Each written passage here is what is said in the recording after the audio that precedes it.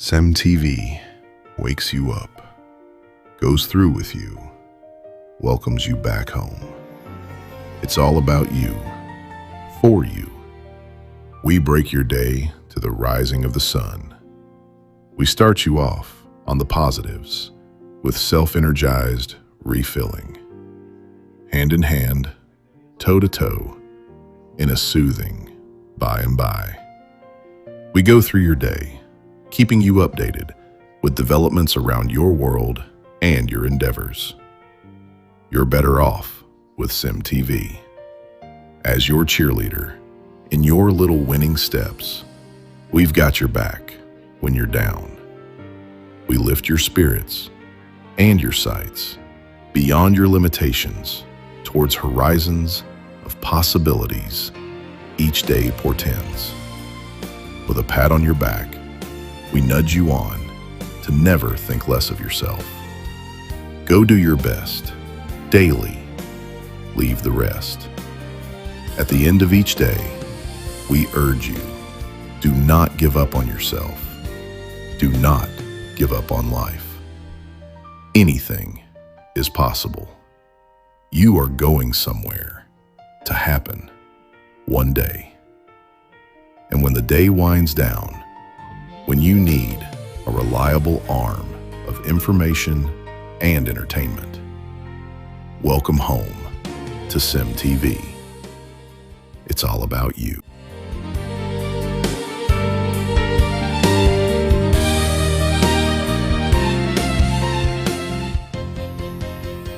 In-depth analysis and dissection of news that matters. It's today's news surgery on the CEMTV Morning Pulse. Stay with us.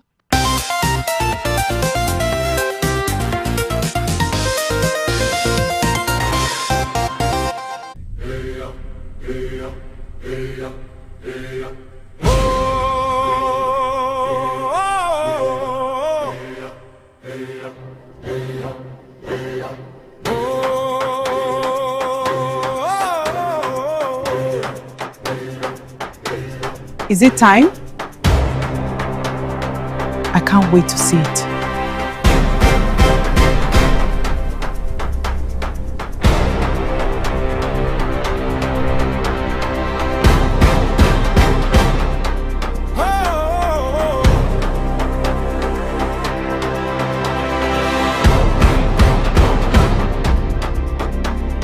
Voice of the people, stories that matter. Oh wow! Truth in every moment, now and forever. Across every border, across every land, we form, we empower, together we stand.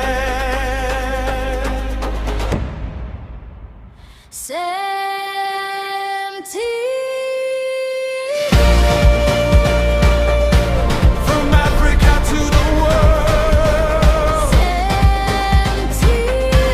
connecting every voice.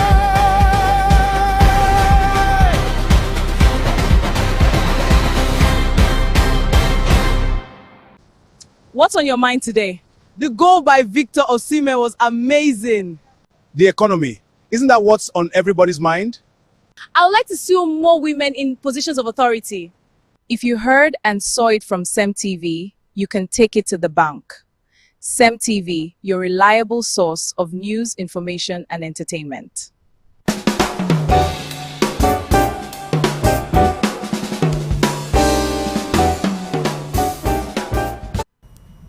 It's a beautiful Tuesday morning, and of course it's the day where we have to go out and work for her daily needs. I'm excited to welcome you to yet another moment on CEMTV Morning Pulse. Of course, this is News Surgery, where we take you around what is happening not just within Nigeria, but within the continent of Africa and the world as a global village. Don't forget to follow us across all social media platforms at CEMTVPLUS. You can also watch us live on YouTube, CEMTVPLUS. Of course, we are on Nicomsat free to so feel free, whichever channel is available to you and it's easy for you to access on the go. You'll definitely be able to catch up on all of the contents that we have curated just to ensure that we can be informed, enlightened, educated, and of course, entertained. My name is Francis Oyima Edet, and I'll get right to it. Good morning, my happy second day of the new week.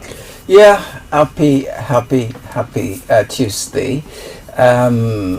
Let me just say, when I took the news today, even yesterday night, and I saw that video that they said emanated from the official X handle of the Defense Headquarters of Nigeria, which seemed to show how the Nigerian soldiers were zooming out after rescuing those kidnapped victims, and the hailing and the cheers. I felt emotional, and I felt, yeah, Nigeria can do it. Nigerians have it. We can be the best, So it also reminded me, like when we won I think it was the Olympics '96. Then, well, I was in another station. I was a duty continuity announcer, and we stayed till about 3 a.m. till the finals. And it was like, wow, finally Nigeria can conquer the world. This is it. Every Nigerian has the ability to be the best, like every other human being. And like the Bible says, in every nation, God is no respecter of persons. Whoever obeys, there are principles, there are rules. If you obey, you have the same result. And therefore, you deserve nothing but the best. And that's going to be my mantra going forward. Look at yourself as a Nigerian today, and any part of the world, say, you can be the best, and you deserve nothing but the best. And of course, the lady, Miss Barrister Christian, good morning. Welcome to the second day of the week. Good morning to you, Mr. Francis. Thank you very much. Beautiful Tuesday here in the city of Port Harcourt. You're on CEMTV, where we bring Nigeria and the world to your doorstep. According to what Emma is saying about the student that have been rescued, from the operation, I'm not really happy. I'm happy they are back, but there's a twist. How about the children in Borno State that were kidnapped? Listen. Why are we not hearing about them? What is going on? How about the teachers, the toddlers? Why are we not hearing about them? Why aren't there measures to rescue them the way they rescue the children and teachers from Oyo School? Or is there something we're yet to find out? That's the question. So I'm not that happy to start with, because every children deserve to be in a safe environment. Every children deserve to go to school, come back, and be in the warmth of their parent. But these other children in Borno State, why are we not talking about them? Well, there are a lot of conversations we'll be bringing this morning from the economy. Recall that over last weekend, Friday to be precise, the River State Governor Siminalayi Fubara presented the budget estimate to the River State House of Assembly, and according to the governor, he stated that the budget is aimed at improving the living standard of the people of River State. And in fact, he titled it a budget and of development for the River State people. Yeah. Okay, budget of development and resilience, which is aimed at bettering the lives of the people of River State. So we'll look into that and alongside all the stories, but particularly the story of the rescued kidnapped victims, the Oyo School and teachers, has been trending. We saw that the governor of Oyo State, Seyi Makinde, reacted to the military rescue, or the joint military rescue operation, which saw to the release of the victims. According to different press releases made available by the Nigerian Defense Headquarters, we are told that the drones could not penetrate the forest where the children and the teachers were being held captives, and because of the inability of the Nigerian military to access the forest using the drones for aerial surveillance, they had to be forced to engage the terrorists on a ground battle, which resulted in the death of one officer. And of course, we've also been told that several members of the terrorists or the kidnappers were neutralized, while about 8 of them have been, arrested, according to Bayo Onanuga, one of the presidential aides. We're going to look at the reactions coming from Oyo State this morning and what Governor Seyi Makinde had to say to Nigerians and the people. But there are also concerns that, Seyi Makinde said this incident happened just after he made his intention to contest for the presidency come 2027. Is there any issue with that regards? Are we supposed to be worried that after a Nigerian who is validly backed by the Constitution to vie for any office declares his intention, something of this magnitude will happen in his state? That's something we'll definitely look into. But away from that, of course, in the midst of the conversation, yesterday we talked about the First Lady calling on Nigerian celebrities to ensure that they give to, charity to lifting Nigerians out of poverty. Davido came up on the list, Burna Boy, and these, by the way, are individuals within the Nigerian entertainment industry who are self-funded, self-made, and have also made it a part of duty to give back to the society. I recall just recently, Burna Boy, for instance, came to Port Harcourt and kicked up the innovation of a primary school in his local government area, which went viral after a young lady was assaulted by the local government chairman for posting the video of the dilapidated building structure. Of course, these and many more we will be looking at this morning. But then, first off, is a duty to take you to the front pages of a national dailies to see what story made it to the headline. And I'm going to go to Barrister Christine to kickstart the newspaper headline this morning.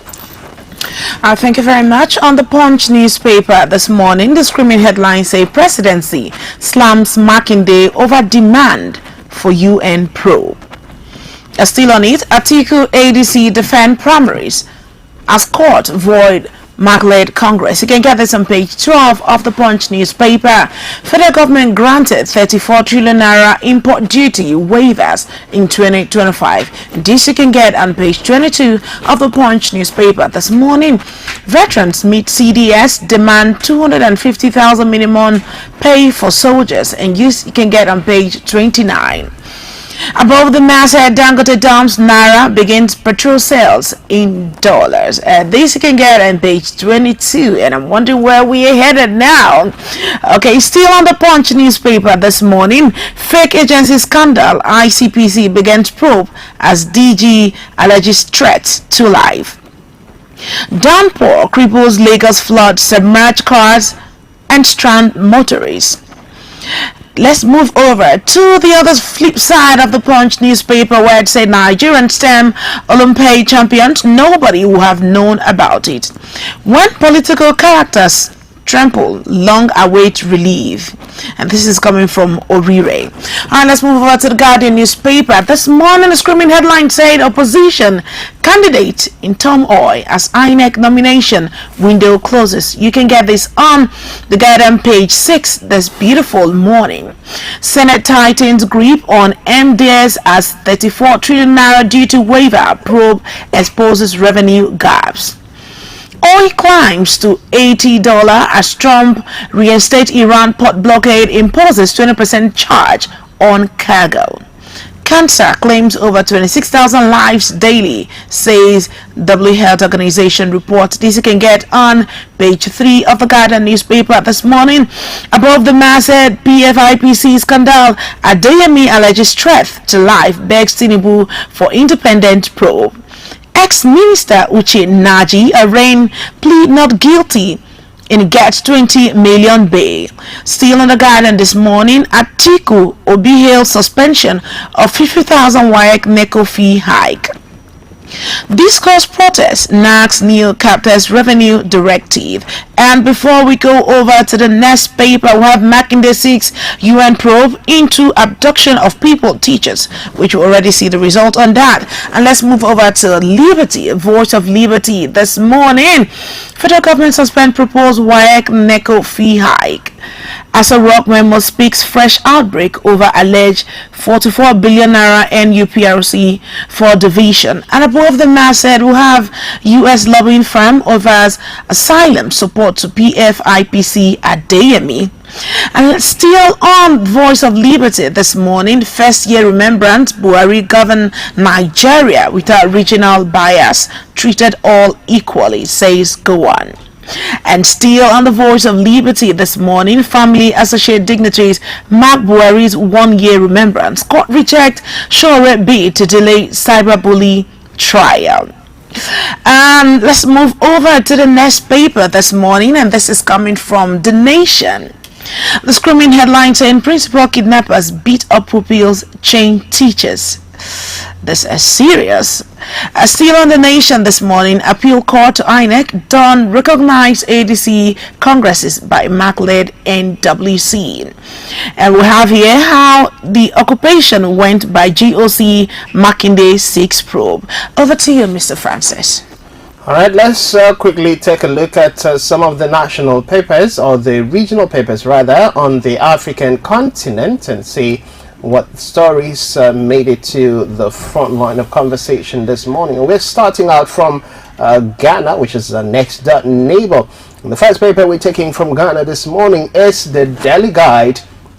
On the front page of Daily Guide, the screaming headline, EOCO leads 6 charges against Miracles Aboye, accuses him of 55 million Ghana cedis stolen cash.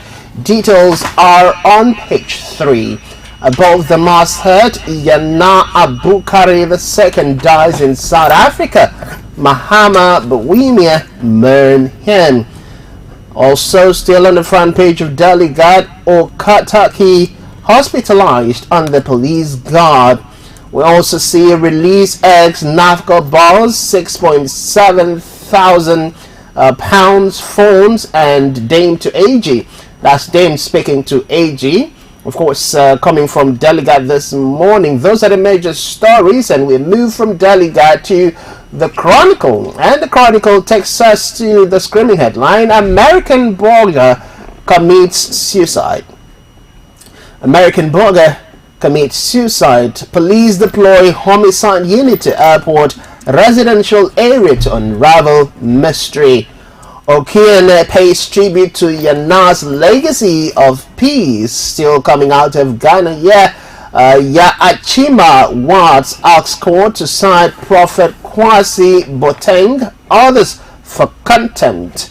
Those are the major stories on the front page of the Chronicle. And from the Chronicle, we move to the Daily Graphics. The screaming headline, Nation mourns Yana Abukari II. President Akufo-Addo, Bawumia, others pay tribute. Details are on page 2. And of course, below the screaming headline there, still on the front page of Daily Graphics, we see another story still coming out of Ghana this morning. DVLA pilots digital number plate system effective August. DVLA pilots digital number plate system effective August 1st. We also see government reaches final milestone in external debt restructuring. Borno East secures 310 acres for government project. Those are the major stories inside the Daily Graphics this morning, and we head to the international scene, and we're taking the national paper. The screaming headline, Houthis announce end to truce in Yemeni civil war.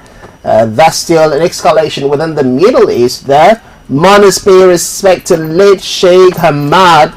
UK bans IRGC as Iran and US trade strikes. Mazda secures funds from major renewables project. Those are the major stories you find on the national newspaper this morning, and that takes us to the end of a newspaper headline this morning. Plenty of stories that you would love to read up for yourself, but for want of time, we're going to pick some of the stories that concerns you and I, especially as it comes down to River State and to Nigeria. Before we kickstart the conversation, I'd like to introduce to us our guests for this morning, who will be helping us navigate the River State conversation. He's Dr. Lira Pagi, who is an economist and lecturer with the River State University, and he specializes in development and energy economics. Good morning, Doctor. Welcome to CEMTV News Surgery. Good morning. It's my pleasure to be here. It's a beautiful week, Doctor. A lot has been happening in River State. Finally, we see that the River State Governor, Siminalayi Fubara, has presented the 2026 budget, even though this is coming just 6 months into the new year, which means we only have about 6 months left for the year 2026 to be over and done with. What's your reaction to that? Because of where we're coming from a situation of high tension, conflict, and now that there's some form of peace and stability, this is a move in the right direction. It's a step forward. We no longer have the situation where the governor is begging to present budget and the doors are being locked. So I think this is a step in the right direction for the first time in a long time. Our last budget was presented just about a year ago, unfortunately by an administrator as against the governor. So if you use that yardstick, it's still about a 1-year cycle. But I believe there should be another budget presentation for the 2027 budget by the end of this year. The details of the budget, as we discuss, will let us know the direction in terms of feasibility of achieving this budget that has been presented so far. From the little that I've analyzed, there's a very high level of capital expenditure component, which is very, very applaudable compared to the nomenclature. And we also have revenue elements that are void of any loan backed activity. So we are not funding anything through the banking sector. Everything is going to be done through money that is being raised by River State government. And that's also very much applaudable. So these two things alone make me know, I believe there is some form of possibility of achieving between 80 to 90% budget execution by the end of the year, even if it has started late. So I think it's a good one. Okay, so let's start with the budget details or numbers. 1.854 trillion naira. That's the total figure of the budget. And of course, Governor Siminalayi Fubara started the budget, a budget of resilience for growth and development. Reacting to this, the State House of Assembly have said, according to the Speaker, Martin Zamwewule, they've promised speedy passage of the budget in order to allow for the governor to be able to work. But let's look at it. Do you think, in your opinion, looking at the projections from internally generated revenue and other sources of income for government, including the federal allocation, 1.854 trillion. I was in a minibus yesterday going back from work. Somebody said this money is not going to justify, it's not going to be enough because of some of the projects that Siminalayi Fubara has kickstarted. They mentioned the Calabari Road and other signature projects of his administration, and they wonder whether the amount for the budget, the provisions made in the budget, will be able to complete this road before he leaves office, which is just about plus or minus 9 months from now. So those are one of the concerns I'd like for you to address. Do you think the figure will be able to address some of the concerns of the River State people? Because we're looking at the budget and billion naira.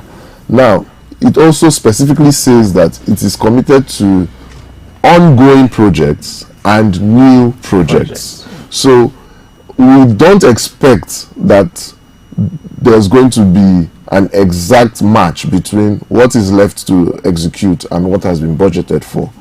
We're in a situation presently where we have oil prices fluctuating, so that is also going to affect the prices of different goods and services because Nigeria is highly import dependent as a country.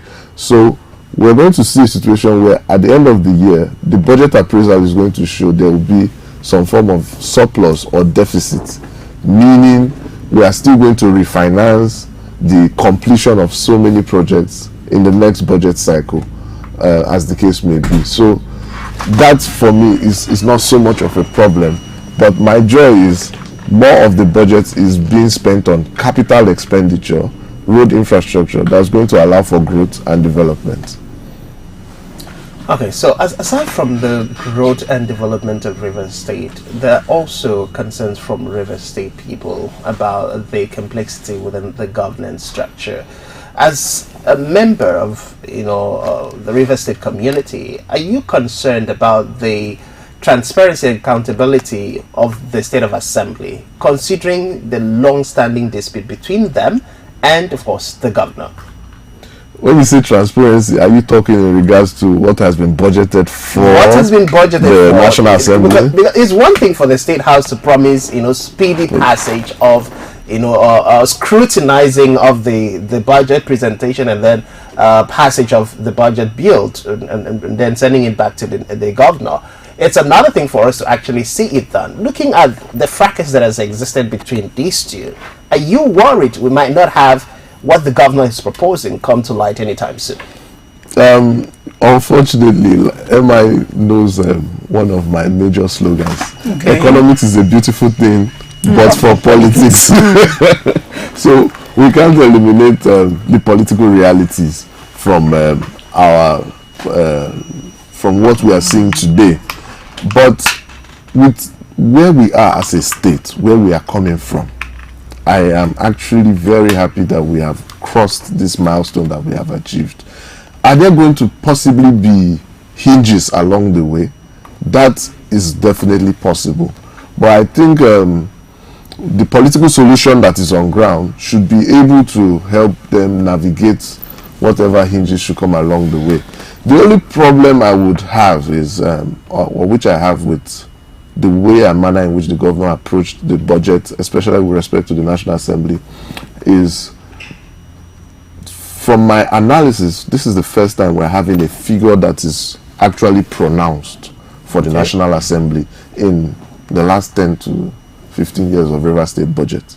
We've not had any pronounced figure for the State Assembly, not National State Assembly.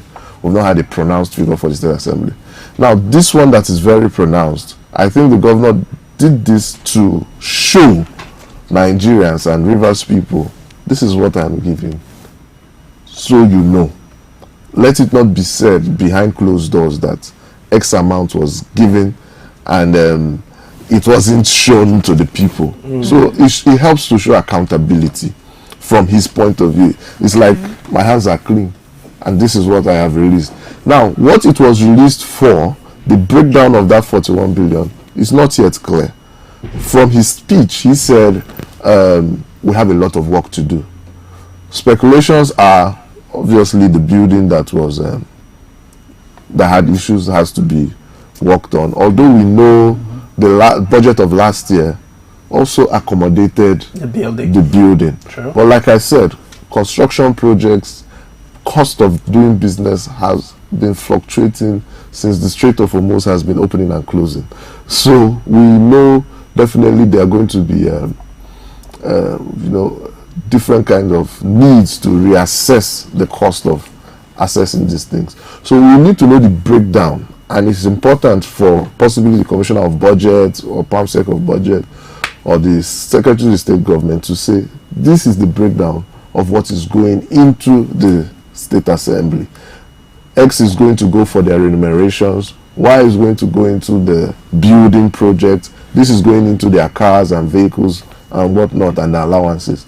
That would have helped us to see more clearly what is going on. But I think, like I said, from the governor's point of view, my hands are clean. This is what I have done for them. Okay, so let's look at fiscal responsibility. Now, he has tagged it budget of resilience for growth and development. And if we primarily understand growth in terms of multiplication of a project, in terms of numbers, and development in terms of advancement or improvement.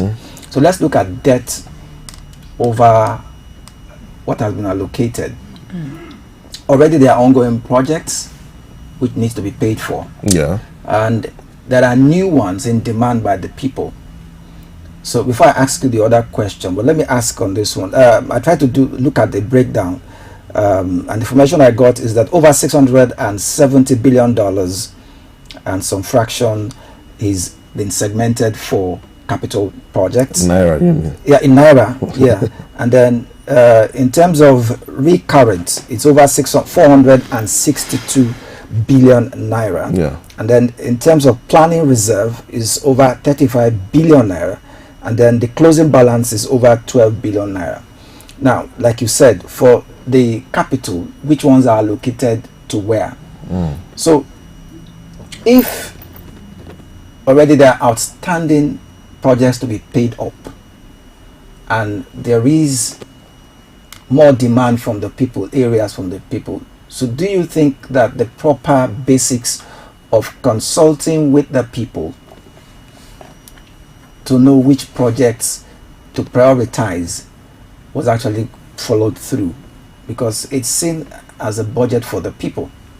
I agree with you, and one of the things that even made me think in this direction you are actually directing us to is, if you look at the budget, we have our revenue component of over 900 billion naira coming from FAC allocation. Majorly. Now that tells you possibly over just a bit above 50% of the budget is going to be financed from the federal. That's what we're expecting. Now, what happens to the federal if the federal doesn't meet up? Okay, in terms of the oil, global geopolitics and geoeconomics affecting revenue. And if the federal doesn't meet up, how does the government give account to the people for this mismatch? But then, shortfalls. There should be, but then I had to rethink re-engineer my thought process. Okay. And I remembered the local government also are getting direct allocations. Have you started getting direct? From has it been implemented? I think it was implemented and it was stopped during these 6 months. That's why we're inviting so them to talk to us. Let's know what is happening. So, but that calls for more accountability from the local government. The state government, yes, they're going to do what they can do. People-centered projects, I agree. But will they be able to meet it up to a very reasonable percent? I don't know if they would be, given the short time. But the local government could be held accountable to say, the monies you have been receiving, well, like you said, if they have, where is it going to? And how is it going to help us to achieve growth and development? I'd love to ask a question. When this money is being dispatched officially, will there be a planning committee to see what the money is used for, bringing down to the local government, or is just going to be general politics, give money and they do whatever they like? Are there going to be bodies to watch all of this and know that this money is used dutifully the way it should be, or it's going to be politics as usual? Unfortunately, politics is always over exaggerated in our Rivers State. The truth is, the way the government is set up, the state assembly is supposed to be acting as a check on the executive. But they are supposed to call different commissioners, different ministries, PAMSECs, and ask, how have you performed? There's supposed to be checks and balances. Okay. They're supposed to have committees that are supposed to checkmate what is going on. Same as local governments and different. But we've always seen partnership and gentleman's agreement between these two parties, which has not allowed us to enjoy the proper dividends of democracy. Regardless of that, knowledge abounds in these times. True. And platforms like these and other social media platforms could be used to initiate this kind of conversations and ask these questions. Because if we don't, at the end of the day, we'll be at the receiving end of all this. It's either we'll be taxed to pay for inefficiency, or we will sit down and just remain stagnated as an economy, as against growing and developing. Okay. Still on what she talked about, so I refer to our laws for the benefit of all. There are laws and constitutional provisions regulating budgeting and budget investigation, and the 1999 Constitution Section 120 stipulates that the governor must present annual estimates to the House of Assembly, that is in the case of Rivers State, and Section 121 says spending without appropriation law signed by governor and house as auditor general, which means it is a must, it must be signed by them. And then number 3, the Fiscal Responsibility Law 2010, Section 11 and 22 says must have MTF citizens budget quarterly reports in 30 days Fiscal Responsibility Commission. Number 4, the Rivers Public Procurement Law 2008 says all contracts must be competitive, transparent, due process, and must be gone through by the Due Process Office BPP. And then number 5, the 1999 Constitution Section 128 and 129 says the House can summon, investigate any MDA on budget spending, and then by the House Committee. Then the DMO Act 2003 and the FRA 2007 says all state borrowing must have Assembly plus DMO approval, and debt limits apply to the Debt Management Office. And finally, the Freedom of Information Act 2011 says citizens have legal right to request budget details and so on. Now, are you aware of the governors and the Assembly complying with this provision? That, like as she asked, we are journalists, oftentimes we ask, we discuss it. The public courts, the citizens who own the states also discuss it. But have you experienced responsible leaderships diligently and dutifully going through this process of consulting with the people? If they say the budget is for the people, making it people-centric, and when they finish, also make it public after approval, the due process of approval, making it available to the public. Because I was aware in certain administrations, concerned citizens, civil society organizations, they kept going to the media. Even the media analysts kept screaming, where is the budget? We can't see. In fact, there were some commissioners that said the budget, go and check on our website. They will go, they won't see anything. Nothing. You understand? So, yeah, do you think they comply with that? And how important is this? Like my colleague asked. That's why I keep saying where we're coming from compared to where we are now. We have actually made very good progress. You know, for over 8 years in this state, we had a blind budget. Why you say blind budget? We had a blind budget. Okay, wow. Blind, okay. Yes, because we sleep, wake up, and we will hear budget has been approved. Okay. But we don't know the details. We didn't know the details of the budget. At a point, it even became a thing of, how do you call it now? An issue that people had to say, where is the budget? But today, at least, we have had 3 budget cycles that we are very aware of the figures. And this one has more details. As far as people-centric budget has to do with, I think, like I keep saying, the local government, the different local governments, the different council areas and the rest have their different stakeholder meetings, have their different town hall meetings where they discuss with the people. Okay. Here and then go back and brief the LGA chairman, who in turn at different JAC meetings will brief the governor. This is what people need. Have they publicized it to the extent that it is visible enough for us to say this is going on? Clearly, most likely they haven't done that. They need to improve on that. But the people also need to know that they can actually make demands from as low as the council level all the way into the LGA level and higher of what they need from the government, so that the government could accommodate that into their systems. But I think that will only be seen with time as we proceed, because we have been beclouded too much by the conflict between the executive and the state assembly for long, that we've not really been able to center on what actually the Rivers people really need.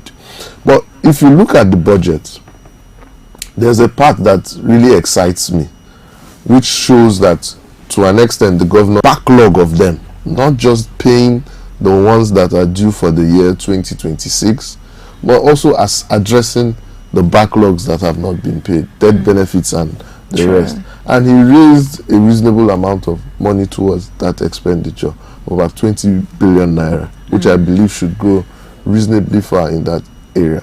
Because I remember when I was roaming around 2016, in the chamber corridors of the secretariat, and you see these pensioners just looming around there, not knowing what tomorrow will be, looking for their pension and gratuities. But today, there's hope that even backlogs will be cleared.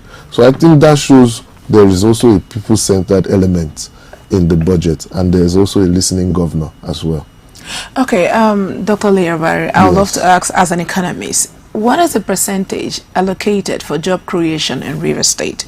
And don't forget the flooding we have year in, year out is now becoming a norm. Are there certain percentage allocated for all of this, especially channeling towards the youth? Given, is it officially on paper or it's going to be rubber stamped? You know, the governor is going to do a summary of the budget.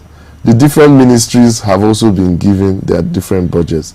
I believe this 15 billion that has been earmarked for new recruits is not just in one ministry; it's in several ministries. So hold on. When you say 15 billion, it's big and it's applaudable. But then we know the ordinary citizens or people in Rivers State. Some of them won't even see a breather of this. So is this just 15 billion as it should be, politics as usual, or it's going to be realistic, affecting the life of those that really need this job to start with? I think with this government, there is a difference when it comes to civil service and the attention he gives to work. All right, talk to me about so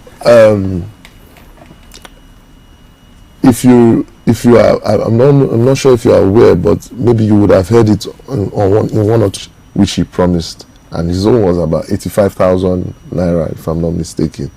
So I think the execution of the budget should be given time, but because of the person of the governor right now, I'm confident when it comes to the area of civil service that there should be some very good delivery, and we'll have some things to be happy about at the end of the budget cycle.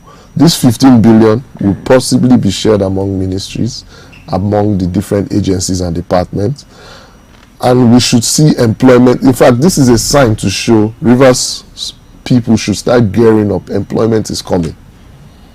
That's actually a signal. When you say employment is coming, Rivers people should get up. You and I know that in Nigeria these days, we've added innovative hubs, something put aside for this particular set of people. You know, the government can't do everything. Because even the ICT center we have in Rivers State is just on papers, building, but it's not realistic. The government can't do everything. I keep saying the government can't employ. But this is part of the budget. They can't. No, they will employ. They have to.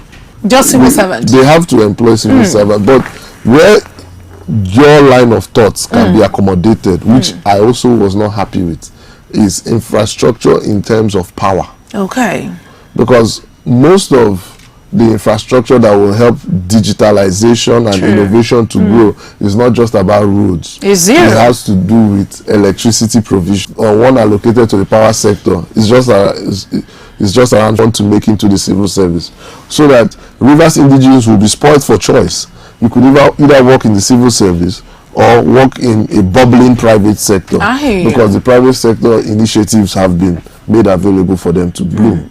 So I think that work needs to still be done as well, and it's a good critique. So, Doctor, still talking about the sectoral breakdown of the allocation. I recently visited, I'm pretty new in Port Harcourt. I recently visited, I think, Okrika. And the things I saw in that area made me ask, is this still part of Port Harcourt, Rivers State? It's England. It's a different community from out of the world that is attached to Port Harcourt, Rivers State. And I asked that question because from our conversation with the community leader, we were told the closest primary healthcare facility takes about 3 to 6 hours to get to. So, in an area that we should have healthcare facilities, or at least a primary healthcare that is within 5 to 10 minutes reach for people, he came on board. But do you think this is enough, looking at the needs and the gaps still left in Port Harcourt? Definitely is not even enough. I mean, in more developed societies, you find that they assess grants and funds from the World Health Organizations, the World Bank, and different places to fund health sector activities. I agree with you strongly that when I saw that as well, I was also not impressed. 105 billion naira earmarked for health. I have people who from different senatorial districts are running into Port Harcourt or Rivers State just because of health challenges, and just on the way here they've lost their life. Meanwhile, this can be handled within their own. Meanwhile, this can be handled within their own environment. So that actually is a good pointer. But notwithstanding, you said something.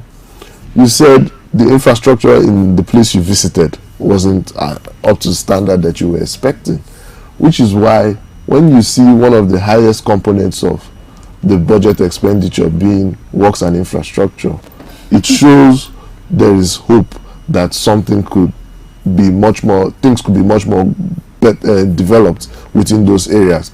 Then you see education. You know, we have these schools that were done under the Rotimi administration that were totally abandoned after his dispensation.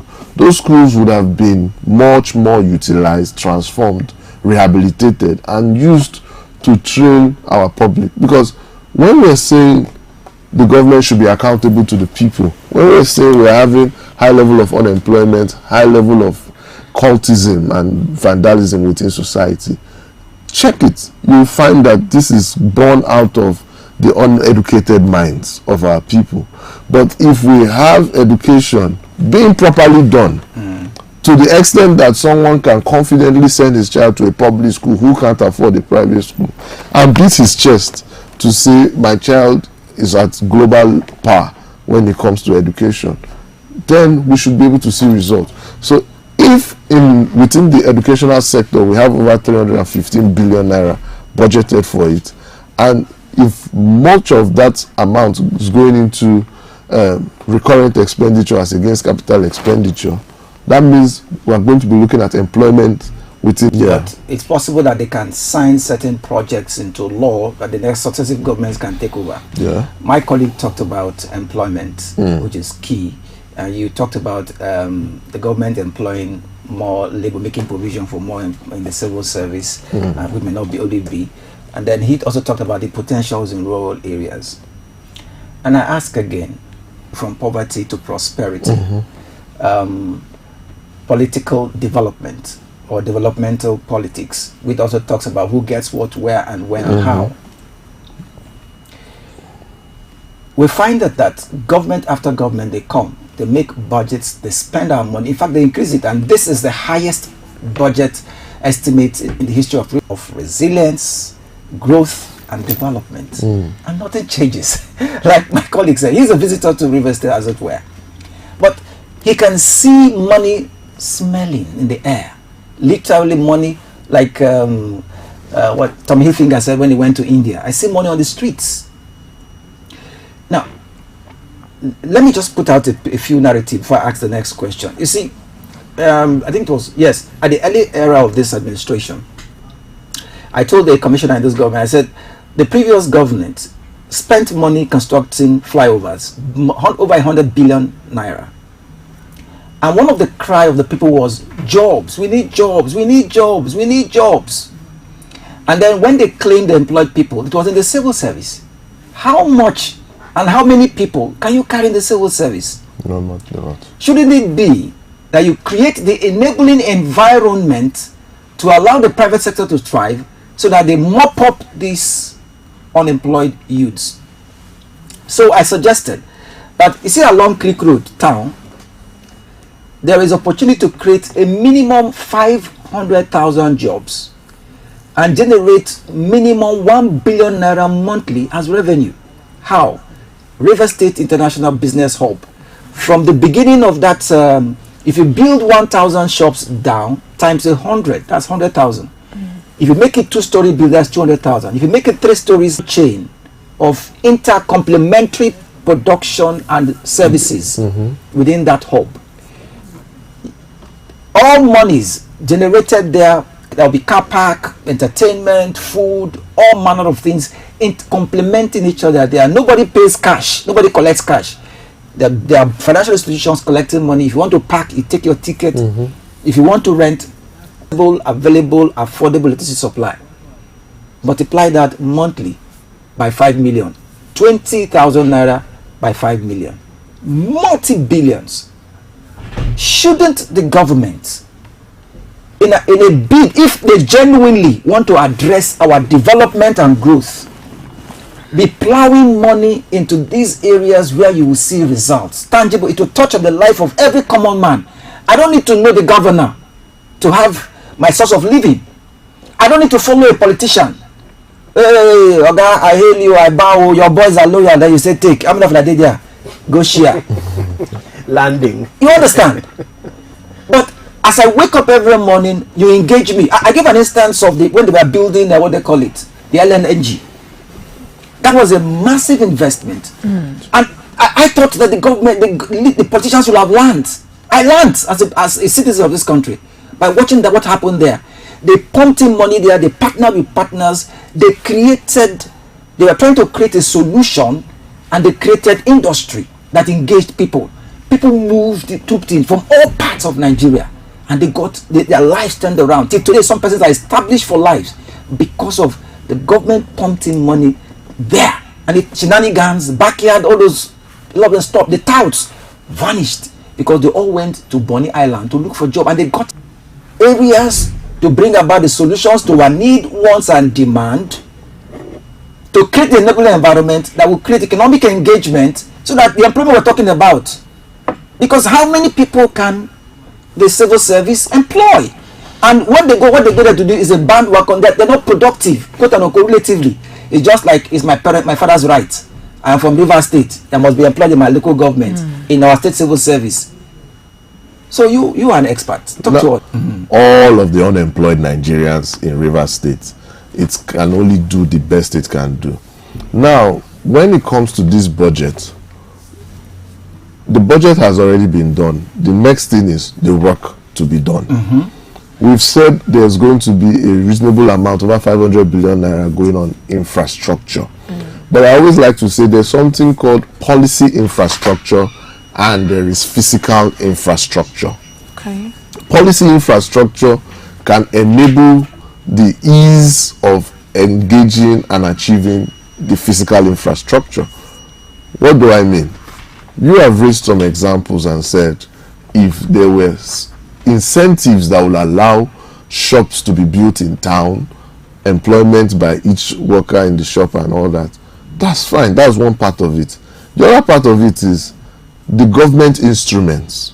We have taxes, we have subsidies, and we have grants and all that. Do you know tax is not just a weapon, but it's also a carrot as well that can be used to aid development. Sure. I've said this on several platforms. I was privileged to know about the you do not pay any state government levies to the state government, and that was one of the things that catapulted Ogun State, and today they have a lot of industries littered around there and massive infrastructural development.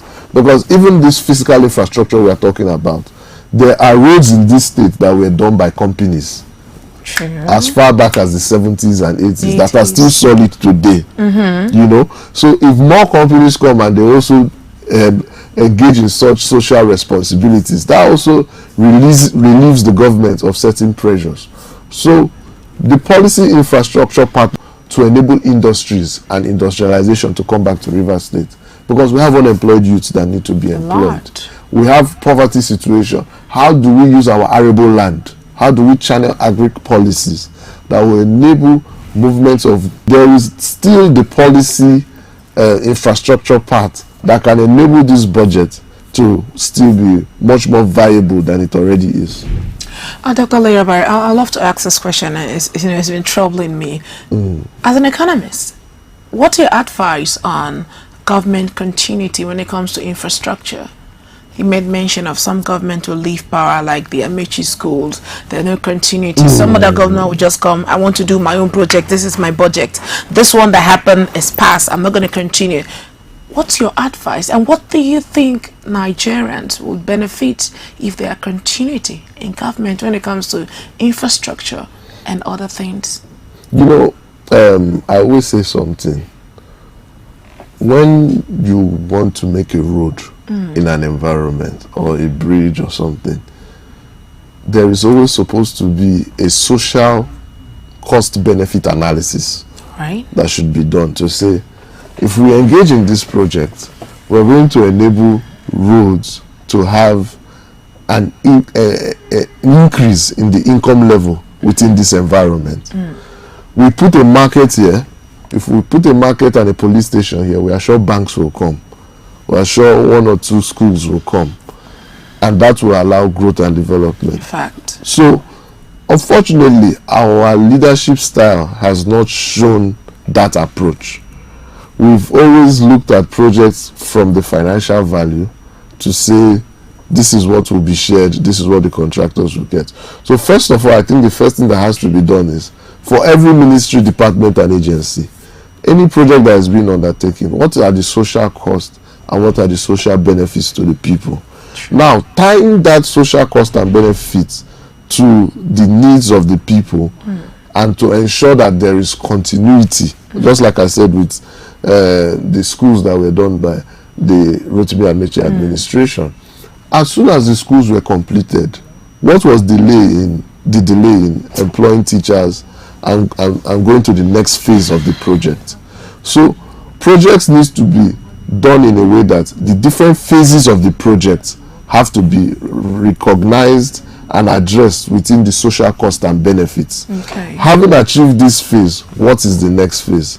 And that when the governor changes off his seats, the local government will still be there. True. So they can continue to hold forth while the new administration comes in and continues the process from where he stopped. So there has to be synergy and harmony between different government bodies to allow us to achieve these results, rather than this politics of vendetta that we've been having, unfortunately, for the past 5 democratic governors that we had in this state. Can this be inculcated into our constitution? Because it's not just in Rivers State, every other state. I mean, if there's a law, you know, this is what it's meant to be. That will follow suit. But where every governor will come, I just want to do my, and there's nobody to hold them accountable.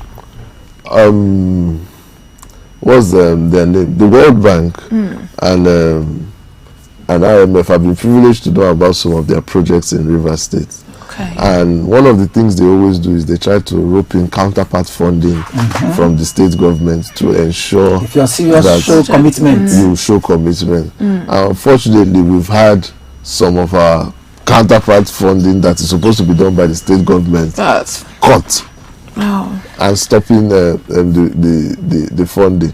So unfortunately, we've not really been able to get it right in that regard. But first, they need to rope in both the state and local government into any project that is being done, and then add up a private sector affair. I'm not too keen on adding the judiciary into it. Why though? Because the judiciary has been part of the problem of this Rivers State for a very long time. Why do you say so? We have a situation where we were illegally ruled for 6 months and the judiciary okayed it in this state. We've had situations where we couldn't get a common ground from the judiciary on the issue of assembly versus the governor and the rest. So it's quite unfortunate that we've not been able to get it right in that part. But I believe with proper private sector involvement and synergy within the government level, we should be able to achieve results of continuity as against roping in the judiciary and not knowing where they stand at different times. All right, thank you. Okay, so Doctor, before we let you go this morning, prior to the discovery of oil in a large quantity in Rivers State back in 1951, agriculture was a major contributor to Rivers State's economy. But after oil came, we digressed and moved to oil, and everybody focused on oil. Successive administration from the Amechi Peter, is it Peter Odili, Amechi, Wike, and the Fubara administration have initiated one or two agricultural initiatives, but we've not seen the impact of that.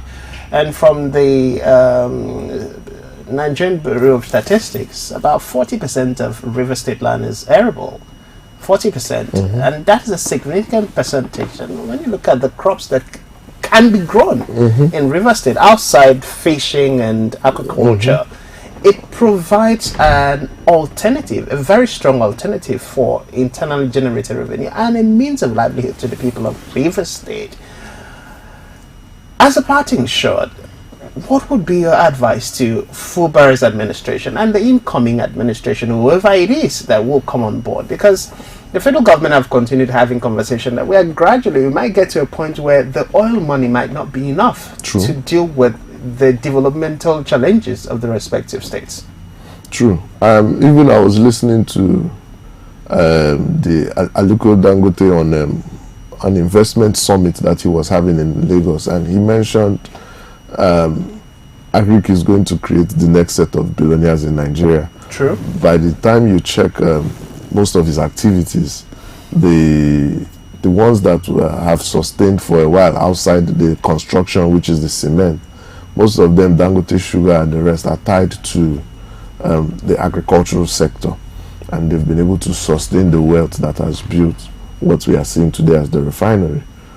So if you even go beyond the African corridors, Nigerian corridors, there are different countries abroad who are looking to import our food items.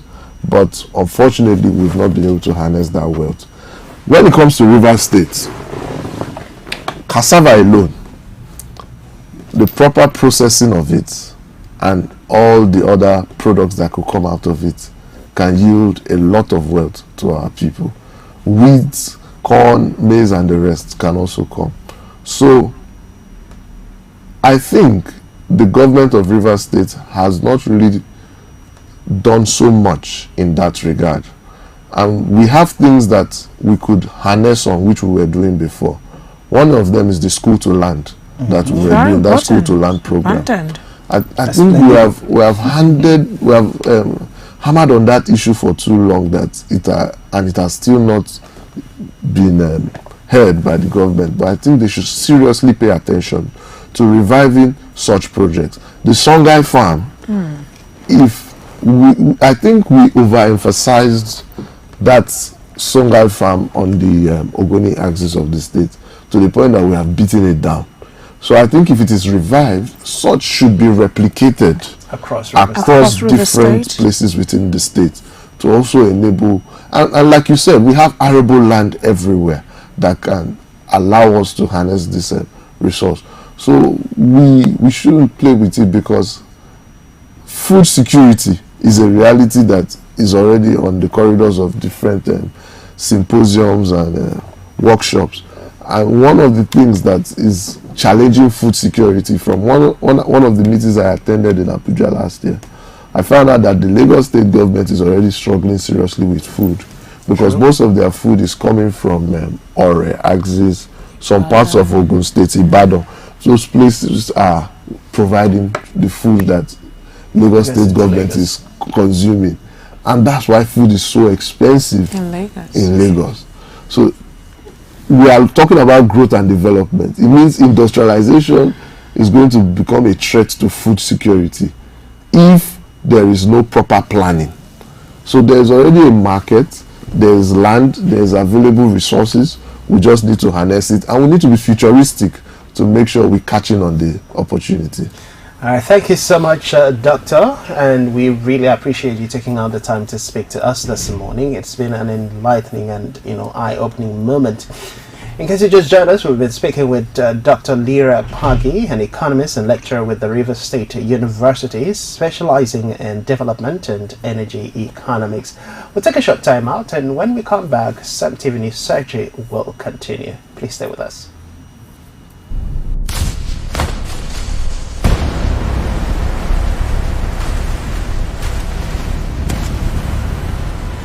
This is CEMTV, reliable news and entertainment.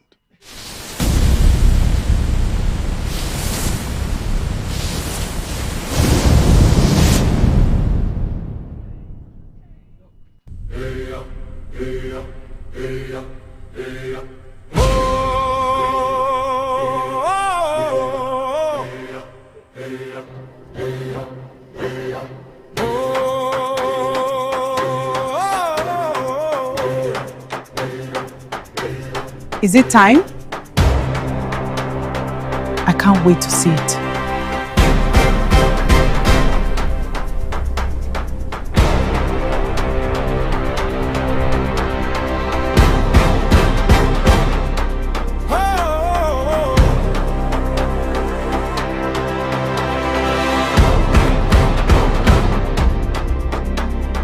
Voice of the people, stories that matter. Oh wow! Truth in every moment, now and forever.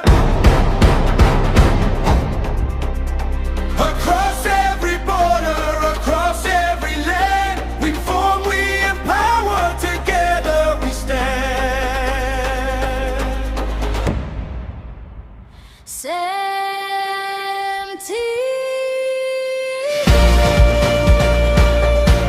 From Africa to the world, connecting every voice. Isn't that what's on everybody's mind? I would like to see more women in positions of authority. If you heard and saw it from CEMTV, you can take it to the bank. CEMTV, your reliable source of news, information, and entertainment.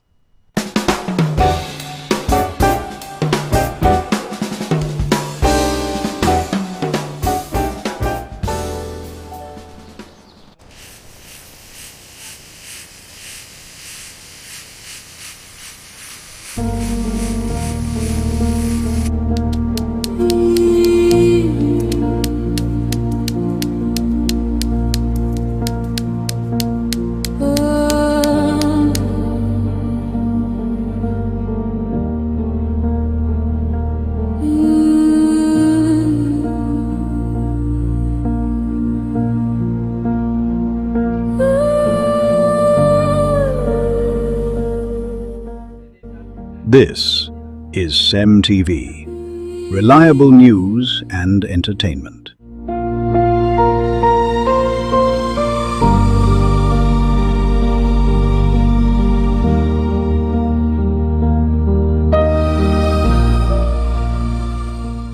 Worried about the state of your world? Need better and broader ideas? Stay tuned to CEMTV 24/7, always thinking possibilities. CEMTV, reliable news and entertainment. In-depth analysis and dissection of news that matters. It's today's news surgery on the CEMTV Morning Pulse. Stay with us.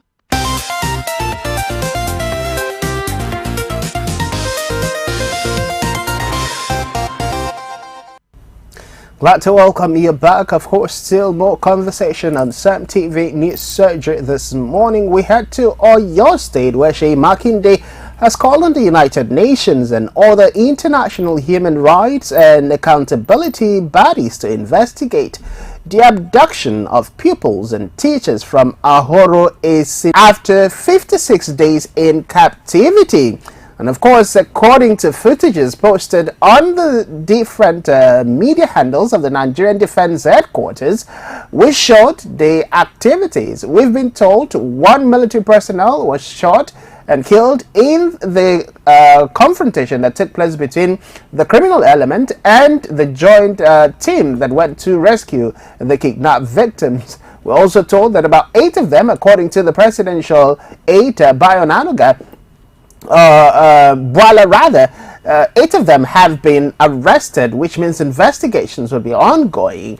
But as I hinted earlier, there have been concerns. One, Shey Makinde calling for independent investigation, and of course, we're also seeing concerns raised by Nigerians, which some believe these kidnapping was staged, and this also further go to give credence to what Sheyi Makinde is alleged. Now, the big question is, in the midst of all of this drama, where these school children and the teachers are set up to bring Sheyi Makinde down from attempting to contest for the 2027 presidential election, or is this just another comment coming from a state executive who should have been responsible for the rights of the people, or for the safety and security of his people, but failed and is trying to apportion blames to people without having solid evidence?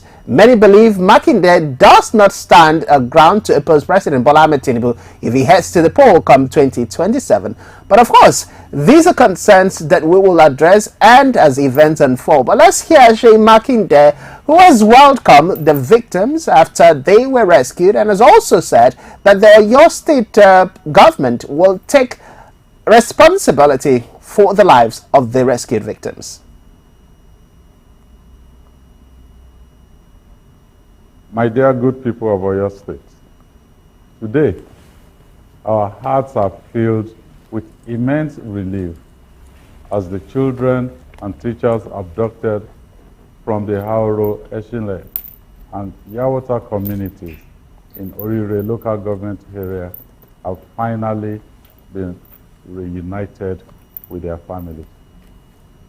For every parent who endured weeks of uncertainty, every child who lived through this traumatic experience, and every citizen who prayed and hoped for their safe return, this is indeed a moment of thanksgiving.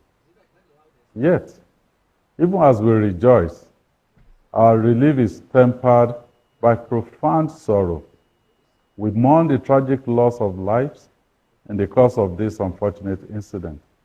Among them were two dedicated teachers, Mr. Joel Adeshian, who was killed on the day of the abduction within the school premises, and Deacon John Olaleye, who died while in captivity.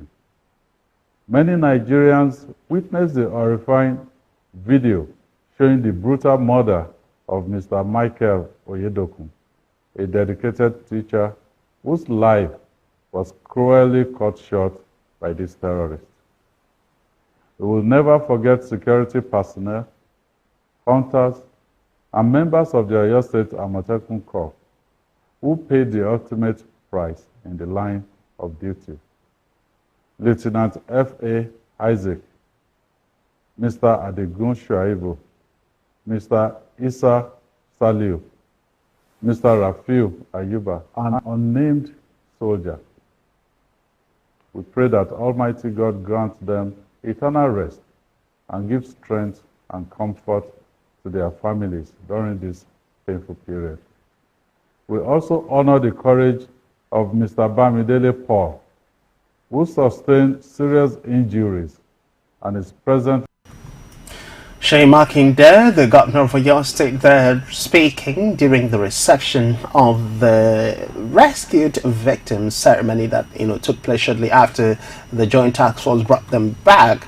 We are hoping, according to the government, that they will hold on to their responsibility of taking care of these people, at least for the time being, until their sanity has been restored, looking at what they must have been exposed to. But Barrister, a lot of concerns have come as a result of this. I'd like to hear your thought. Yes, I am among the Nigerians. We are all celebrating the fact that finally these children and the teachers have been brought back. But then there is still a big question left to be unanswered. And that is the fact that the kidnap incident and the rescue operation for most Nigerians seems like a movie scene. Well, if you check the other part, it's looking like it's a setup from what Governor Makinde is saying, maybe just to sabotage his ambition of becoming the president. 56 days, this people has been in captive, and they finally got released. God rest the souls of fallen heroes, that were able to go through this mission and rescue these children and the teachers. But the big question is, these children were tortured. Yes, we saw clips. So what happened? Why don't we see clear clips of, you know, the rescue mission? Because and the footages, I saw military personnel with cameras, video cameras and the rest of it. So why don't you see pictures, videos of all of this? How did it go? Nigerians are saying, "Oh, well, thank God those people are back, but show us how it happened." Or is this staged? Some persons are saying it's staged, mostly on social media. But then, deep down in our heart, let's see how it goes. How was this operation carried out? Now, we heard reports that some of these kidnappers, the only way they were able to free the kidnapped victims were they had to go get the terrorists, I beg your pardon, that kidnapped those people. They had to get their family, you know, keep them in captivity. If you don't bring these people out, will not. Where are the footages? Let us see. Give us the evidence. Don't just give a story. In as much as it is beautiful to have these children back, reunite with their parents, their loved ones, teachers, reunite with their husbands and their wives, let us see how it happened. Operation Open It All. Let's see, how did it happen? And how were you able to rescue these children without any of them being hurt? Both the soldiers died on the mission. It looks like a movie. I don't know what to believe, but we just want to see clear evidence. How did it happen? How were you able? You said the drone wasn't working and you needed to protect the children. How were you able to take out these terrorists without hurting any of the children? Is it a movie of part 1, part 2 that need to edit some parts? I get it. The same intelligent information that kept them for 56 days without rescuing this. Come on now, we can do better. Well, we can do better. We have to first, also give it to the Nigerian military. Yeah, I do. I really do that. Kudos to them. In the midst of all of this, what's your reaction? Finally, the children are home. Shea Makinde is calling for independent investigation into the entire incident, but is also taking responsibility to take over the welfare of the rescued victims for the time being as a government. Yes, first, like I started by saying this morning, my heart goes to the Nigerian security forces that collaborated and showed the can-do spirit. We can do it. I have always believed that, several analysts have said it, Nigerian security personnel have the potential. All they need is to bolster their ability and capacity. That's only what is missing. And if you want to know the degree to which they should do that, we can learn from the countries like Israel. We are Israel, 10 million people. They take the fight to extremists, terrorists, security risk targets. They take it to Houthis, they take it to Lebanon, they take it to Iran. As big, these are countries, not talking about individuals. These are countries with firepower. They take the fight to them proactively. It was Israel that informed, shared intelligence, from what I read, that shared intelligence with the United States President that you are #1 on the top list to be assassinated by Iranians. The Israelis. How? They are masters of intelligence sharing. Nigeria should grow from being reactionary to being proactive, being on the defense. A martial arts is a good defense, is a good fight. True. Okay? Be on the defense. On the same day, while they, just a couple of hours or so, while they were freeing, in Borno State, another kidnap took place. And that wouldn't be the last of it. And one of the reasons is the kidnap economy, the latest economy that is reigning now. What, over 100 billion naira. Okay? So that economy is thriving because they have seen soft targets and soft spots, and which are one, ungoverned spaces. So you are attacking here, they know that here is free, they're operating here. You are attacking here, they know that. You understand? How can we operate like this? Our blessing is now a curse. Nigeria's land mass is over, it's close to 1 million square kilometer, now around something. Okay? It's a blessing. People are looking for it. During the partition for Africa, the Portuguese, the Europeans, the Americans, they were looking for where to hold. And even till today, they are still coming back. China is still coming back because of the resources in the earth. And Nigeria is blessed. Instead of it to protect it, they've not. So, what about the soft targets? The soft targets are still naked. The schools and so on, they are still open. And these locations, if you see the picture of where they kidnapped in Oyo State, you just see where the school is situated, just like in the mouth of the forest. Almost in the forest. Just in the mouth of the forest. And those days, I've been to Akwa Ibom. Even though I think this year I went to Akwa Ibom, I came back and said, look, I love the greenery, the ambience. It's cool, away from the the industrial noise. One thing where rural area, what they call countryside in America or Europe, it's those areas where you go back, you feel nature. You understand? That thing is now been a curse, because where you're feeling nature, the enemy could be lurking. Well, it's a serious crisis, but let's quickly look into one of the issues affecting the morale of the Nigerian military personnel. Because when you compare the welfare packages, even within the African continent, Nigeria happens to be the poorest. Recently, the Defense Minister Christopher Musa said the Nigerian, military soldiers' salary has been increased to about 100,000, contrary to what it used to be, which was about 49,000 naira. And he said the review is aimed at improving military welfare. Remember, we've had soldiers coming out to say as monthly or daily food allowances is just at about 1,000 naira. And we ask, how do you expect a military personnel that is watching and protecting Nigeria to survive on 1,000, 1,500 naira? And that took my mind back to what they still call bicycle allowance for NYSC corps members. For National Assembly members who are sitting down and budgeting billions for their fuel alone, for their vehicles, still not being able to do something about bicycle allowance. And for the military, men and women whom we expect to put their lives on the line to protect us, to protect the internal and external sovereignty of Nigeria, we have not as a country, as a nation, committed to prioritizing their welfare. Today, we're still talking about veterans who serve Nigeria within the Nigerian Armed Forces. For their due benefits. Even protesting. And yet it is still security personnel. Pensioners are still saying, is this what we'll get for serving our country? So at the end of the day, do you think, I believe we're not ready for a change, morale in the system of the Nigerian security forces, because the welfare of the Nigerian security forces should be a priority to the Nigerian government. The welfare of their family members, in the eventuality that you are a military personnel, you are a member of the armed forces, and you give your life in the line of service. What happens to your family? The one that just a few days ago, I was in a minibus going home where two police personnel were having conversation of a police officer who was gunned down in the line of duty. Oh my! And the wife has been moving around the Nigerian police authorities for the past 2 years. The entitlement of the husband has not been given. Meanwhile, just few months after the husband died, she was sent out of the barracks with 4 children. So how do we expect Nigerian security forces to give their best when we are not giving our best? Same barracks that is not conducive for living. She was sent out. Come on now. See, we can do better. We just have to call on our leaders, because we love this country. We have no other country called Nigeria, and for any other part of the world. Okay, so the best thing we can do is to wish ourselves well. But beyond wishing ourselves well, we need to do the needfuls. One thing that cannot be taken out, and I will spell it, and I've been spelling it, I'll keep spelling it. Everybody needs good welfare, good money to take care of themselves. True. Promptly too, to be paid promptly. Ask yourself, Mr. President, don't they pay you promptly? Don't you get every day? At least I've worked from public servant to private consultant, from state level to Asu Rock. I've come close to billionaires. I've seen the way they live.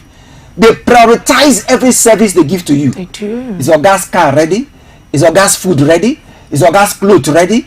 Is your gas shoe that wear? You understand? They give you, and you feel good. They make you feel good. So as a leader in the National Assembly, you are treated. Let's say you want to go to the National Assembly for today's plenary. Your driver has washed your vehicle. Your cook has prepared your food. Your laundry, everything is prepared for you. Let's say you came out and nobody cared for you. Well, how would you feel? And these are supposed to be public servants. Public servants. And then the Mr. President, the same thing for the governor. So the same thing, these police, and you know what? They need these security men more than even you and I. You and I can walk freely. Mr. President cannot walk